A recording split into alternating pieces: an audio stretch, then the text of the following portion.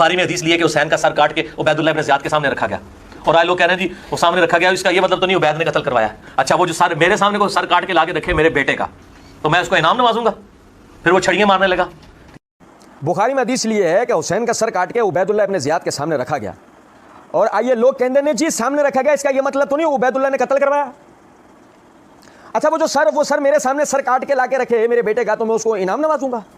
फिर वो छड़ियां मारने लगा। ठीक है जी, ऐसी गलत तावील करते हैं ये उस तरीके से कि आप हर बात में से। अच्छा देखें, समझेगा जरा बात। अल्लाह रब्बुल इज़्ज़त ने सूरह माइदा की आयत नंबर 8 के अंदर फरमाया, ला यजरिमन्नकुम शनान कौमिन अला अल्ला तादिलू इदलू हुवा अक़रबु लित्तक़वा वत्तक़ुल्लाह इन्नल्लाह खबीरुम बिमा तामलून। अल्लाह रब्बुल इज़्ज़त ने फरमाया, किसी भी कौम की दुश्मनी तुम्हें इस बात पे ना उभारे कि तुम इंसाफ ना करो। इंसाफ करो, अल्लाह के नज़दीक यही परहेज़गारी के करीब तर है। और अल्लाह से डरो, बेशक अल्लाह जो तुम अमाल करते हो उससे बाखबर। देखें, इस आयत से ये बात वाज़ेह होती है, इंसान को हर सूरत में इंसाफ का दामन हाथ से नहीं छोड़ना चाहिए। बनु उमैया दुश्मनी अपनी जगह, उबैदुल्लाह इब्न ज़ियाद कातिल हुसैन होगा, ये भी अपनी जगह, लेकिन आप ऐसी कोई बात किसी की तरफ मंसूब करें जो उसने ना की हो। जैसे मिसाल देता हूं मैं एक छोटी सी, मैं अगर ये कहूं मिर्ज़ा जी के जो अब्बू हैं वो वाक़या करबला में शामिल थे, वो उन लोगों में से एक थे जिन्होंने सैयदना हुसैन रज़ी अल्लाह तआला अन्हु को शहीद किया, तो मिर्ज़ा जी यहाँ क्या बोलेंगे? या आपने तोहमत लगाई, या आपने मेरे वालिद पर तोहमत लगाई है। और मज़ीद मिर्ज़ा जी एक इल्मी शख्सियत अगर हो तो, वैसे तो है नहीं, लेकिन अगर हो तो मिर्ज़ा जी फ़ौरन कहेंगे आप इसके सबूत दें। लुत्फ़ की बात है कि मिर्ज़ा जी को भी इस बात का बखूबी अंदाज़ा है, तो यही वजह मिर्ज़ा जी ने इस जुमले को इस तरीके से कहा है कि और आइए लोग कहते ने जी सामने सर रखा गया, इसका मतलब तो नहीं उबैदुल्लाह ने कत्ल करवाया। देखो मिर्ज़ा जी ने खुद ही ये लुकमा भी, ये एतराज़ भी मिर्ज़ा जी ने खुद ही बयान कर दिया। अब मिर्ज़ा जी जवाब क्या दे रहे हैं? अच्छा, वो सर मेरे सामने सर काट के लाके रखे मेरे बेटे का, तो मैं उसको इनाम नवाजूंगा? अब देखिए, समझे जरा बात। ये मेरे हाथ में सही बुखारी है, जिल्द नंबर 5 का सफ़ा नंबर 159 है, किताब फ़ज़ाइल अस्हाबुन नबी सल्लल्लाहु अलैहि वसल्लम है, बाब मनाक़िबिल हसन वल हुसैन है। इसके तहत हदीस नंबर 3748 है। सुने जरा बात। अनस बिन मालिक रज़ी अल्लाह अन्हु फरमाते हैं कि उबैदुल्लाह बिन ज़ियाद के सामने हुसैन रज़ी अल्लाह तआला अन्हु का सर लाया गया, तो वो सर एक यानी तश्त में था, वो सर एक तश्त में लाया गया। फ़जअल यनकुतु वक़ाल फ़ी हुस्निही शैय्या, उबैदुल्लाह इब्न ज़ियाद ने छड़ी से उसकी तरफ इशारा करा, सर की तरफ, और आपके हुस्न के बारे में कुछ कहा।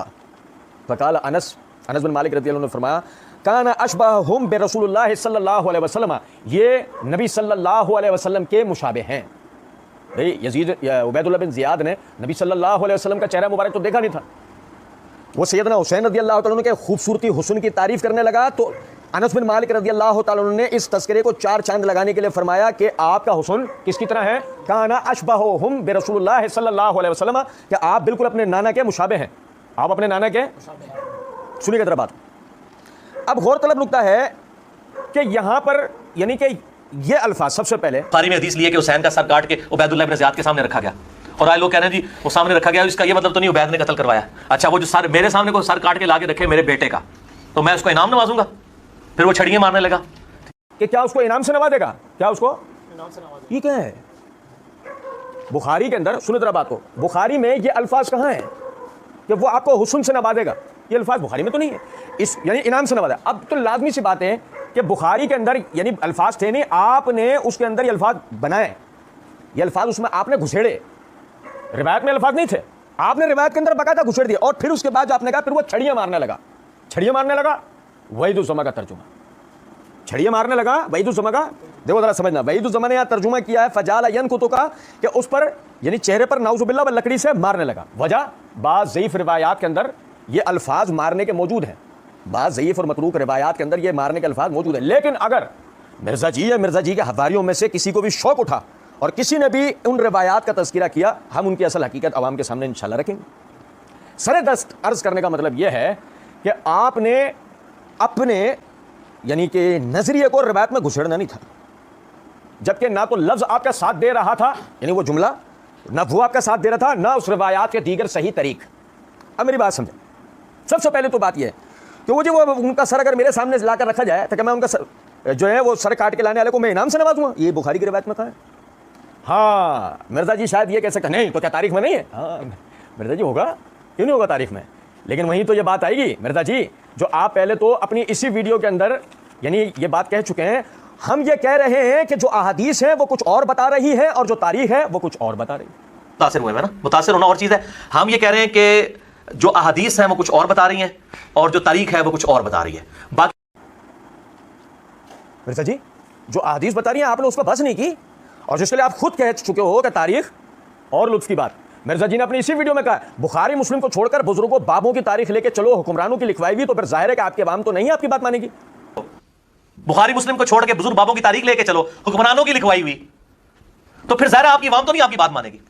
लेकिन मिर्जा जी आप बुखारी मुस्लिम को छोड़कर जब बाबों की और हुक्मरानों की लिखवाई हुई तारीख पढ़ते हो तो आपकी अवाम कैसे आंख बंद करके आपकी बात मान लेती है? कुछ बात आ रही है समझ में? रिवायत में अल्फाज थे नहीं, मिर्जा जी ने उबैदुल्लाह बिन ज़ियाद दुश्मनी में उसमें घुसेड़ दिए। अच्छा जी, फिर उसके बाद देखें कि हो सकता है यार लोगों को परेशानी होना शुरू हो जाए और वो ये कहें कि नहीं जी ये आपने भी इसके अंदर जो ना डाला है। देखें ये मेरे हाथ में मिसबाहुल लुगात, मिसबाहुल लुगात के सफ़र नंबर 907 के ऊपर वो लिखते हैं नकता नकतल अर्ज़ बे कज़ीबिन औ बे अस्बिही। असल में लफ्ज़ नुक्ता समझता है कि मायने किसी चीज़ का असर, किसी चीज़ का असर।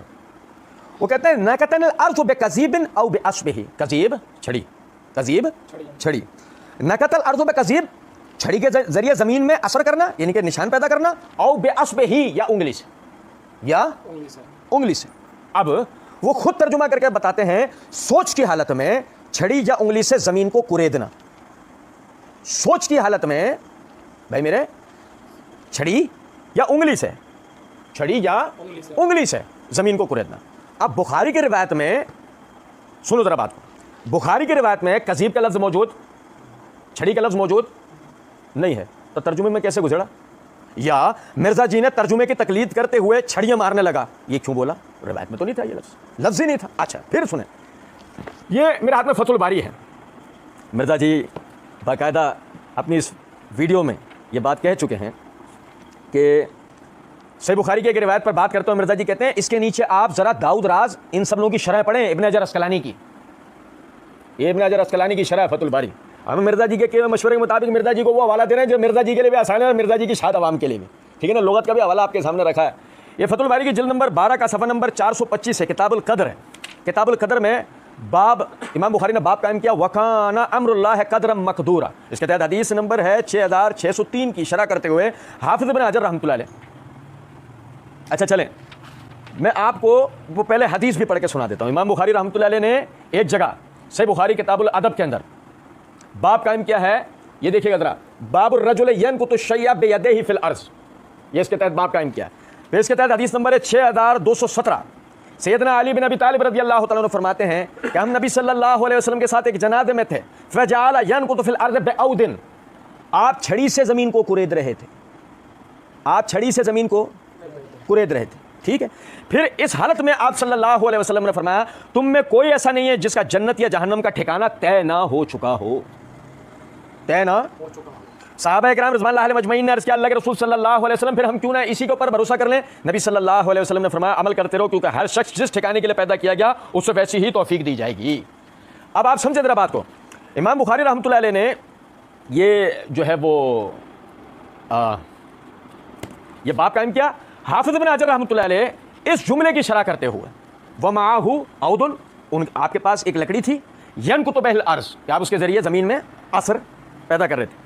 हाफिज़ इब्न हजर इसकी शरह करते हुए फरमाते हैं हिया असा, ये गोया एक छड़ी है, औ कज़ीब यानी असा लकड़ी, कज़ीब छड़ी, यमसकुहुर रईस लियतवक्का अलैह, बड़ा सरदार वगैरह इस पे सहारा लेता है, इस पे वयदफ़उ बिही अन्हु, या खुद से किसी चीज़ को हटाता है, वह युशीरु बिही लिमा युरीद, और जिसकी तरफ इरादा हो इशारा करता है, वह युशीरु बिही लिमा, और जिसकी तरफ इरादा हो इशारा करने का उसकी तरफ इसके ज़रिए इशारा करता है। तो ये लफ्ज़ क्या इस्तेमाल होता है? यनकुत।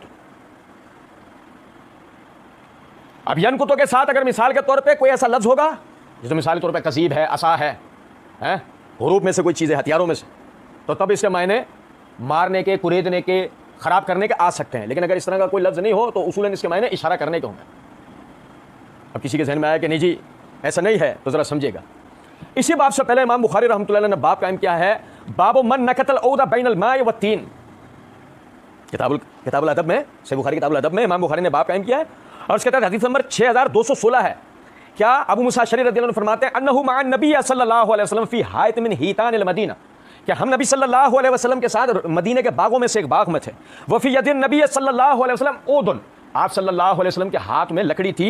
यजरिबो, क्या लफ्ज़ है? यजरिबो बही बैनल माए व तीन, आप मार रहे थे उससे कीचड़ में,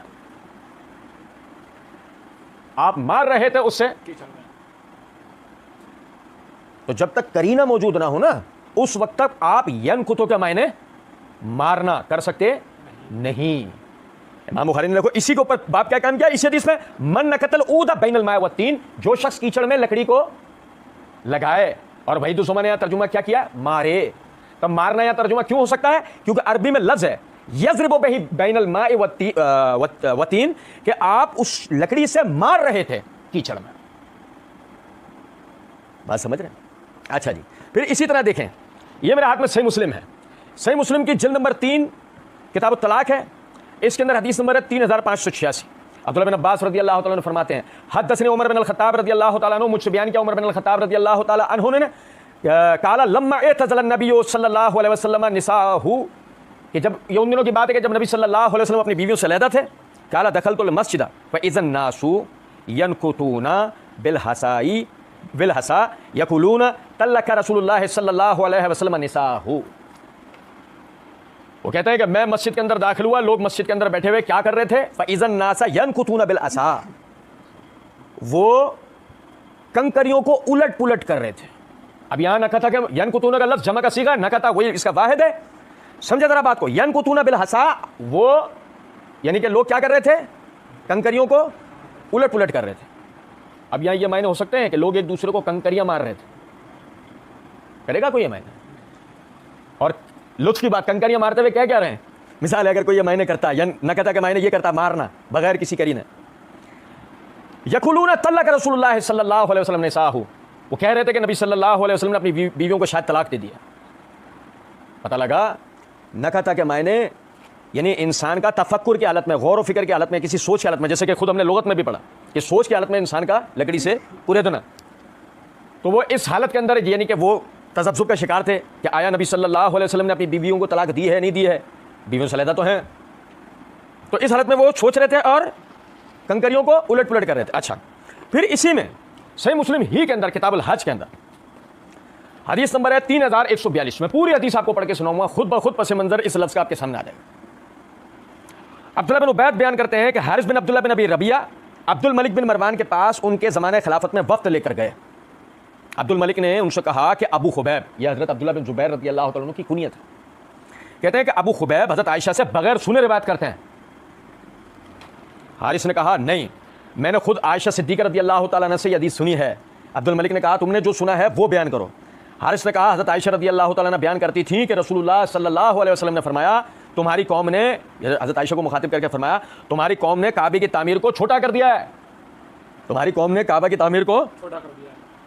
अगर तुम्हारी कौम ने नया नया कुफर ना छोड़ा होता तो जितना उन्होंने इसमें से छोड़ दिया है मैं उसको दोबारा बनवाता। बस अगर मेरे बाद तुम्हारी कौम से दोबारा बनवाने का इरादा करे तो आओ मैं तुम्हें दिखाऊं कि उन्होंने इस तामीर में से क्या छोड़ दिया है। फिर आपने हज़रत आयशा रज़ियल्लाहु तआला अन्हा को वो जगह दिखाई जो तकरीबन 7 हाथ थी। यह अब्दुल्लाह बिन उबैद की रिवायत है और वलीद बिन अता ने उसमें मजीद ये इजाफा बयान किया है कि रसूलुल्लाह सल्लल्लाहु अलैहि वसल्लम ने फरमाया इसमें 2 दरवाजे ज़मीन के साथ बनाता, एक मशरिक़ की जानिब दूसरा मगरिब की जानिब। आपने फरमाया क्या तुम्हें पता है कि तुम्हारी कौम ने इसका दरवाज़ा क्यों ऊँचा कर दिया था? रसूलुल्लाह सल्लल्लाहु अलैहि वसल्लम ने हज़रत आयशा से पूछा क्या तुम्हें पता है तुम्हारी कौम ने इसका दरवाज़ा क्यों ऊँचा कर दिया था? तुम्हारी कौम से मुराद कुरैश अरब। हज़रत आयशा फरमाती हैं कि अल्लाह के रसूल मेरे इल्म में नहीं है। तो नबी सल्लल्लाहु अलैहि वसल्लम ने फरमाया चौधराहट के लिए। इसके लिए चौधराहट के लिए, ताकि जिन लोगों को चाहे वही काबा में दाखिल हो सके। जब कोई शख्स काबा में दाखिल होना चाहता तो वो से बुलाते और जब वो दाखिल होने के करीब पहुंचता तो उसको धक्का देके गिरा देते हैं जिससे वो गिर पड़ता। अब्दुल मलिक ने हारिस से कहा क्या तुमने हज़रत आयशा से ये हदीस खुद सुनी है?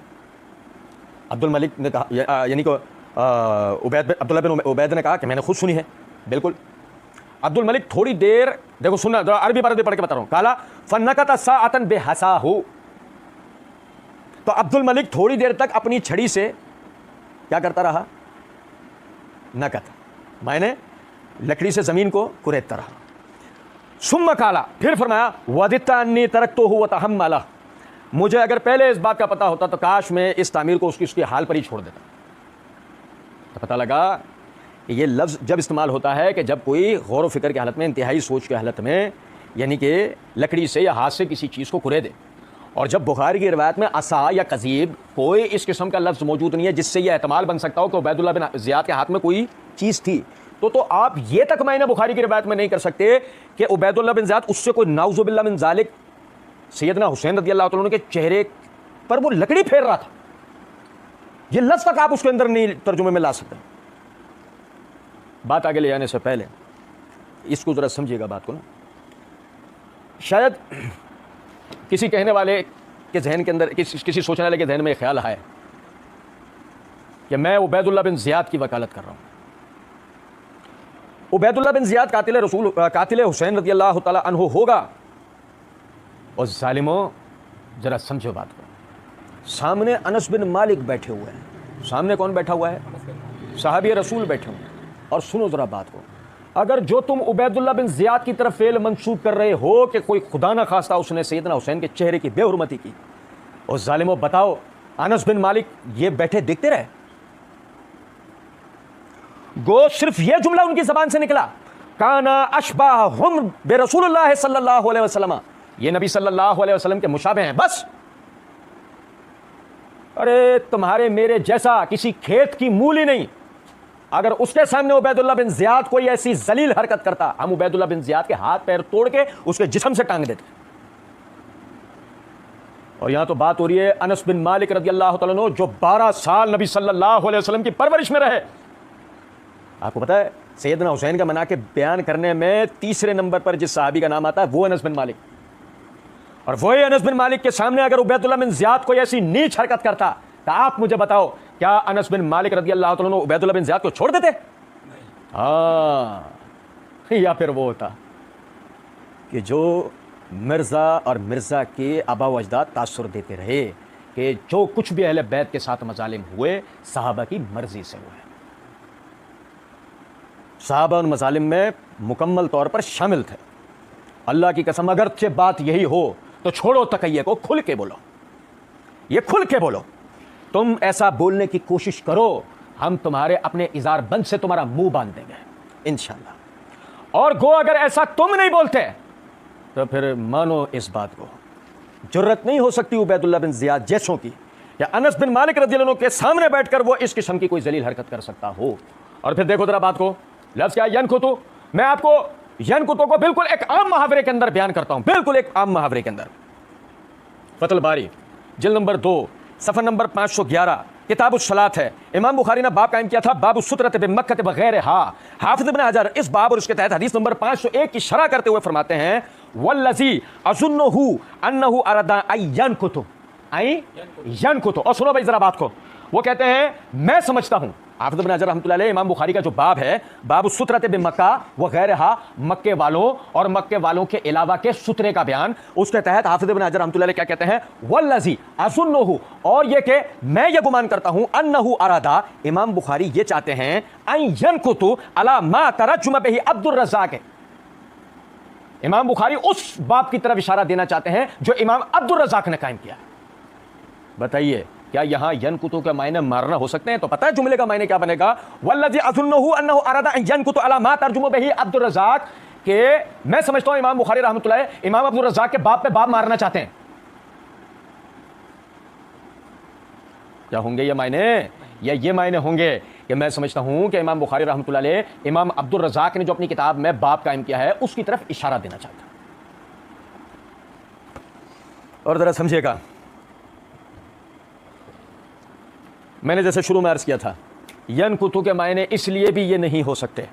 ये मेरे हाथ में सही इब्न हब्बान है, सही इब्न हब्बान में किताब तारीख़ है, इमाम इब्न बलबान ने इसके ऊपर बाब कायम किया है ज़िक्रुल बयान बेअन्ना हुसैन बिन अली काना युशबह बिन नबी सल्लल्लाहु अलैहि वसल्लम, इस बात के बयान में कि हुसैन बिन अली रज़ियल्लाहु तआला अन्हुमा नबी सल्लल्लाहु अलैहि वसल्लम से मुशाबियत रखते थे। इसके तहत हदीस नंबर 6933 है कि अनस बिन मालिक रज़ियल्लाहु तआला अन्हु वो कहते हैं कुन्तु इंद इब्न ज़ियाद, मैं था इब्न ज़ियाद के पास, इस जी अब रासिल हुसैन, कि जब हुसैन रज़ियल्लाहु तआला अन्हु का सर मुबारक उसके पास लाया गया, काला फजाल यकूलु बिकज़िबिही फ़ी अनफ़िही, कि उसने अपनी छड़ी से आपकी नाक की तरफ इशारा करके वह यकूल, वो कहने लगा, मा राय तो मिसला हाजा हुस्नन, मैंने इस जैसी खूबसूरती कभी नहीं देखी, मैंने इस जैसी खूबसूरती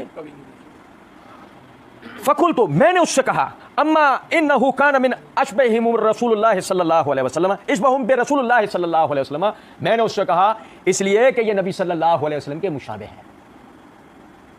कितनी बात वाज़ेह हो जाती है। अगर वो उबैदुल्लाह बिन ज़ियाद अगर नाउज़ुबिल्लाह मिन ज़ालिक हुसैन रज़ियल्लाहु तआला अन्हु के चेहरे की किसी किस्म की बेहुरमती कर रहा होता, क्या बेहुरमती करने वाला इस तरह के जुमले बोलता है? और फिर क्या जवाब में साहिब रसूल उसको ऐसे बोलते हैं? साहिब रसूल पहले तो कुछ नहीं उससे लड़ते नहीं, उससे मज़ाहमत नहीं करते, कम से कम उस पर तनकीद तो करते। लेकिन अनस बिन मालिक रज़ियल्लाहु अन्हु ने अगर तनकीद भी नहीं की, ये इस बात की दलील है कि नाउज़ुबिल्लाह मिन ज़ालिक यनकुतु का यहाँ मायने होगा, यनकुतु का यहाँ मायने मारना नहीं हो सकता। अब रह गई वो ज़ईफ़ रिवायात जिनके बलबूते उबैदुल्लाह बिन ज़ियाद की तरफ इस चीज़ की निस्बत की जाती है। तो मैं थोड़ी देर पहले इब्तिदा में भी ये बात अर्ज़ कर चुका हूँ कि मिर्ज़ा साहब के हवारी जहाँ ये शौक़ पूरा करेंगे, वहीं हम मिर्ज़ा जी को उन रिवायात की हकीकत भी अल्लाह की दी हुई तौफीक से बयान कर देंगे।